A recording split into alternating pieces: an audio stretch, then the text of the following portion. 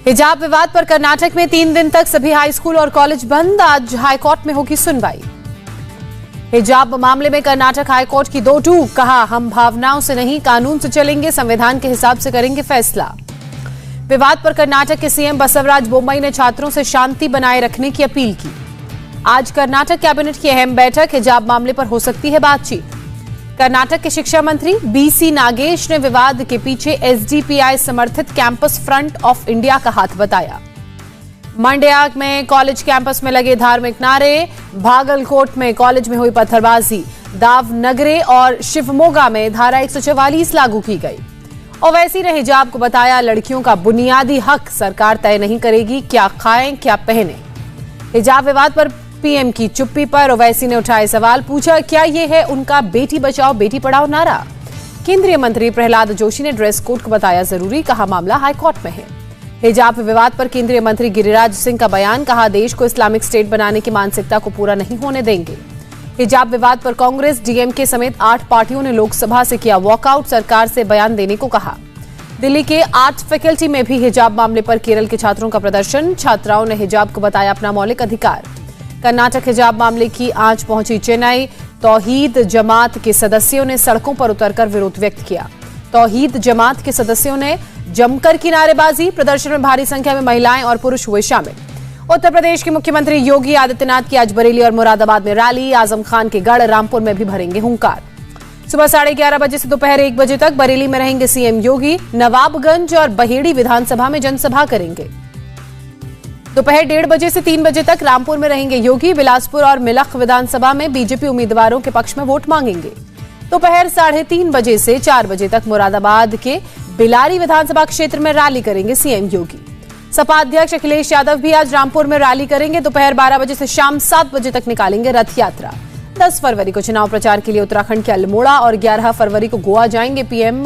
पंजाब में 3 दिन physical rally करेंगे।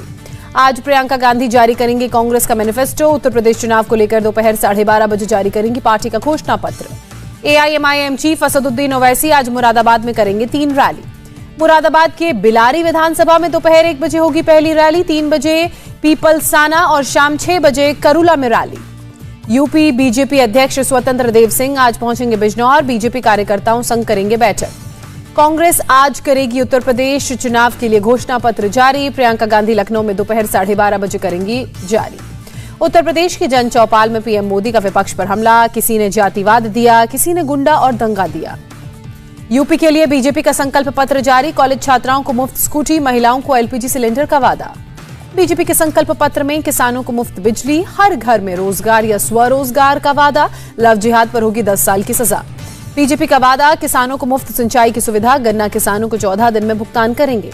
संकल्प पत्र पर बोले सीएम योगी, अगले 5 सालों में उत्तर प्रदेश के 25 करोड़ लोगों के जीवन में परिवर्तन लाने का लक्ष्य। सीएम योगी का सपा पर हमला। सपा के लोग तमंचे की फैक्ट्री लगाते हैं, हम राष्ट्रीय सुरक्षा और राष्ट्रवाद की बात करते हैं। गृहमंत्री अमित शाह ने कहा, योगी सरकार ने किसानों के लिए बहुत काम किया। अखिलेश का बीजेपी के मैनिफेस्टो पर तंज। कहा, संकल्प पत्र नहीं गल्प पत्र है। यूपी के बहराइच में अजीबोगरीब मामला। समाजवादी पार्टी की तरफ से 2 उम्मीदवार एक ही सीट के लिए नामांकन करने पहुंचे। दोनों उम्मीदवारों ने एक दूसरे को बताया दावेदार। अधिकारियों ने संबंधित इलाके के रिटर्निंग ऑफिसर पर मामले पर संज्ञान लेने की बात कही। यूपी के अमरोहा में बीएसपी प्रत्याशी के कार्यालय में तोड़फोड़। बीएसपी प्रत्याशी ने पुलिस पर मारपीट का आरोप लगाया। पुलिस के मुताबिक चुनाव प्रचार की समय सीमा के बाद भी किया जा रहा था प्रचार। पुलिस के मौके पर पहुंचने के बाद भागते हुए लोगों को चोटें लगी। गोवा के लिए बीजेपी का संकल्प पत्र जारी। हर घर में 3 मुफ्त एलपीजी सिलेंडर का वादा। अगले 3 साल तक पेट्रोल डीजल पर नहीं बढ़ेगी स्टेट ड्यूटी। आज गोवा के दौरे पर जाएंगे केंद्रीय गृह मंत्री अमित शाह। शाम 4 बजे से करेंगे रैली और डोर टू डोर कैंपेन। केंद्रीय रक्षा मंत्री राजनाथ सिंह भी आज जाएंगे गोवा। पोंडा में जनसभा को करेंगे संबोधित। केंद्रीय मंत्री नितिन गडकरी आज उत्तराखंड के लिए बीजेपी का मैनिफेस्टो जारी करेंगे। देहरादून में सुबह 12:15 बजे जारी करेंगे मैनिफेस्टो। 2:45 बजे ऋषिकेश में करेंगे जनसभा। बीजेपी अध्यक्ष जेपी नड्डा आज उत्तराखंड के कई विधानसभा क्षेत्रों में रैली करेंगे। जेपी नड्डा उत्तराखंड के केदारनाथ, चौबट्टा खाल और कोटद्वार में करेंगे रैली। दोपहर 12 बजे केदारनाथ में होगी पहली रैली। शिरोमणि अकाली दल के अध्यक्ष सुखबीर सिंह बादल अमृतसर में आज सुबह 10 बजे करेंगे प्रेस कॉन्फ्रेंस। पीएम मोदी ने पंजाब में की वर्चुअल रैली। कहा, बीजेपी का लक्ष्य नया पंजाब बनाना है। हमारे पास काम का विजन और ट्रैक रिकॉर्ड है। पंजाब बीजेपी प्रभारी गजेंद्र सिंह शेखावत का वादा, सरकार बनी तो 5 एकड़ से कम जमीन वाले किसानों का पूरा कर्ज माफ करेंगे। पंजाब के सीएम चरणजीत सिंह चन्नी के भतीजे हनी 11 फरवरी तक ईडी की कस्टडी में रहेगा। अवैध रेत खनन मामले में हुई है गिरफ्तारी। 2008 अहमदाबाद सीरियल ब्लास्ट केस में 49 आरोपी दोषी करार दिए गए। 77 आरोपियों में से 28 बरी। आज होगा सजा का ऐलान। अमित शाह ने रामानुजाचार्य की समानता बढ़ाने वाली शिक्षा के प्रसार की सराहना की। कहा कि सभी वर्गों का मार्गदर्शन करती रहेगी। स्टैच्यू ऑफ इक्वालिटी को अमित शाह ने बताया पवित्र स्थान। बोले इस स्थान पर आकर खुद को धन्य मानता हूं। श्री रामानुजाचार्य के दर्शन के बाद गृहमंत्री यज्ञशाला पहुंचे, जहां यज्ञ में उन्होंने हिस्सा लिया। स्टैच्यू ऑफ इक्वालिटी पर गृहमंत्री Amit Shah 3D laser show का आनंद लेते नजर आए। फोटो प्रदर्शनी भी देखने पहुंचे। मेघालय में कांग्रेस को बड़ा झटका। कांग्रेस के 5 और विधायकों ने पार्टी छोड़ी। कांग्रेस विधायक मेघालय डेमोक्रेटिक अलायंस में हुए शामिल। चिट्ठी लिखकर सीएम कॉनराड संगमा को दिया समर्थन। हैदराबाद में कांग्रेस कार्यकर्ताओं का बीजेपी ऑफिस के बाहर प्रदर्शन। संसद में प्रधानमंत्री नरेंद्र मोदी के भाषण पर विरोध व्यक्त किया। एनएसयूआई के सदस्यों की पुलिस के साथ हुई झड़प। पुलिस ने बल प्रयोग करते हुए कई कार्यकर्ताओं को हिरासत में लिया। भोपाल में सीएम शिवराज सिंह चौहान की बड़ी पहल। आजीविका मिशन के तहत सेल्फ हेल्प ग्रुप की महिलाओं को बांटे 300 करोड़ का लोन। क्रेडिट कैंप के जरिए महिला स्वयं सहायता समूह में बांटा गया लोन। सीएम ने महिला को सशक्त बनाने पर जोर दिया। पश्चिमी बंगाल के सिलीगुड़ी में बीजेपी नेता शुभेंदु अधिकारी ने म्यूनिसिपल चुनाव को लेकर मांगे वोट। चुनाव में राज्य सरकार की तरफ से धांधली कराने की आशंका जाहिर की। शुभेंदु अधिकारी ने ममता बनर्जी और सरकार पर गुंडों को इकट्ठा करने का लगाया आरोप। कहा राज्य चुनाव आयोग सरकार के इशारे पर कर रही है काम। दिल्ली के जनपद मार्केट में खुला दिल्ली पुलिस का पिंक बूथ। महिलाओं को शिकायत दर्ज कराने में अब होगी आसानी। दिल्ली में ठंड बढ़ने के साथ शेल्टर होम में भीड़ बढ़ी। सराय काले खां शेल्टर होम में ठंड से बचने के लिए पहुंच रहे हैं जरूरतमंद। दिल्ली यूनिवर्सिटी की आर्ट्स फैकल्टी में छात्रों का प्रदर्शन। कैंपस खोलने सहित कई मुद्दों पर छात्र संगठनों ने यूनिवर्सिटी प्रशासन के खिलाफ जमकर नारेबाजी की। छात्रों के विरोध प्रदर्शन को देखते हुए किए गए सुरक्षा के पुख्ता इंतजाम। कैंपस में तैनात किए गए पुलिस के जवान। उत्तर प्रदेश के मेरठ में गन्ना किसान समय से पैसे का भुगतान होने से खुश। बकाया भुगतान को लेकर राज्य की योगी सरकार की सराहना की। गन्ना किसानों ने कहा पहले की सरकार के मुकाबले योगी सरकार में तेजी से मिल रहा है गन्ने का दाम। पंजाब के मोगा में एक्टर सोनू सूद ने बचाई कार सवार युवक की जान। 2 कार के बीच टक्कर में हुआ था घायल। एक्सीडेंट के बाद कार के अंदर ही फंसा था युवक। कार से निकालकर सोनू सूद ने अस्पताल पहुंचाया। फिलहाल खतरे से बाहर है युवक। कार की टक्कर के बाद सेंट्रल लॉक लगने से गाड़ी में ही फंस गया था शख्स।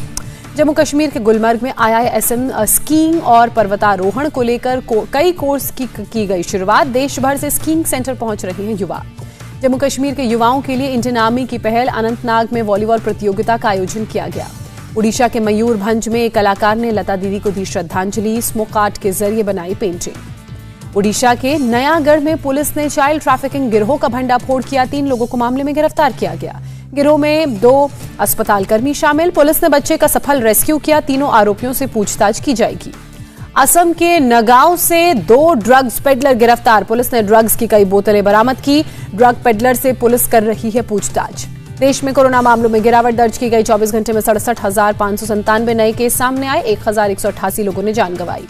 केरल में कोरोना के 29,000 से ज्यादा नए केस। 24 घंटे में 28 लोगों की मौत। आंध्र प्रदेश में कोरोना की रफ्तार में कमी दर्ज की गई। पिछले 24 घंटे में 1,891 नए केस सामने आए। 5 संक्रमितों ने जान गंवाई। ओडिशा में कोरोना के 1,500 से ज्यादा नए केस। 24 घंटे में 21 की मौत। देश में ओमिक्रॉन वेरिएंट कोरोना का सबसे प्रभावी वेरिएंट। केंद्रीय स्वास्थ्य मंत्री मनसुख मांडविया का बयान सामने आया। कोरोना के बाद हृदय संबंधी बीमारियों का खतरा बढ़ा। अमेरिका की रिपोर्ट से खुलासा। किसी राज्य का या यूटी ने ऑक्सीजन की कमी से लॉकडाउन के दौरान मौत की जानकारी नहीं दी। राज्यसभा में सरकार ने बयान दिया। देश में 15 से 18 साल के 5 करोड़ बच्चों को लगी कोरोना की पहली वैक्सीन। महीने के अंत तक मुंबई पूरी तरह होगी अनलॉक। मेयर किशोरी पेडनेकर का बयान। भारत और वेस्टइंडीज के बीच दूसरा वनडे मैच आज। सीरीज में भारत 1-0 से आगे। अहमदाबाद के नरेंद्र मोदी स्टेडियम में होगा दूसरा मुकाबला। दोपहर 1:30 बजे से शुरू होगा मैच। आईसीसी ने जारी की महिलाओं की ताजा वनडे रैंकिंग। भारत की मिताली राज दूसरे और स्मृति मंधाना 5वें नंबर पर। शिखर धवन और श्रेयस अय्यर की कोरोना रिपोर्ट आई नेगेटिव। प्रैक्टिस के लिए हुए फिट। 17 फरवरी से खेले जाएंगे रणजीत ट्रॉफी के मुकाबले। कोरोना की वजह से 2 चरणों में होगा आयोजन। रणजी ट्रॉफी के लिए बीसीसीआई की नई गाइडलाइंस। प्रैक्टिस से पहले 5 दिन क्वारंटीन रहना होगा। सपोर्टिंग स्टाफ समेत टीम में 30 लोग रखे जा सकते हैं। टीम के 20 खिलाड़ियों को ही मिलेगा मैच फी। रणजी ट्रॉफी के लिए मुंबई की टीम घोषित। पृथ्वी शॉ को बनाया गया कप्तान। पाकिस्तान के खिलाफ टेस्ट सीरीज के लिए ऑस्ट्रेलियाई टीम घोषित की गई। जॉश हेजलवुड और एस्टन एगर की वापसी। वनडे और T20 के बाद में होगा टीम का ऐलान। 4 मार्च से खेला जाएगा पहला मुकाबला। पाकिस्तान दौरे पर ऑस्ट्रेलिया की टीम 3 टेस्ट, 3 वनडे और 1 T20 मैच खेला जाएगा। वेस्टइंडीज के खिलाफ सीरीज के लिए इंग्लैंड की टीम का ऐलान। 8 खिलाड़ी टीम से बाहर हुए जो रूट करेंगे इंग्लैंड टीम की कप्तानी। अगले महीने होगी 3 टेस्ट मैचेस की सीरीज। प्रो कबड्डी लीग में पटना पायरेट्स ने यू मुब्रा को 11 अंकों से हराया, 65 अंकों के साथ टॉप पर। हरियाणा स्टीलर्स ने तमिल थलाइवास को 37-39 से हराया, टॉप 2 में बनाई जगह। इंडिया टीवी हर वक्त हर जगह डाउनलोड करने के लिए सर्च करें India TV news Google play store या ऐप स्टोर पर।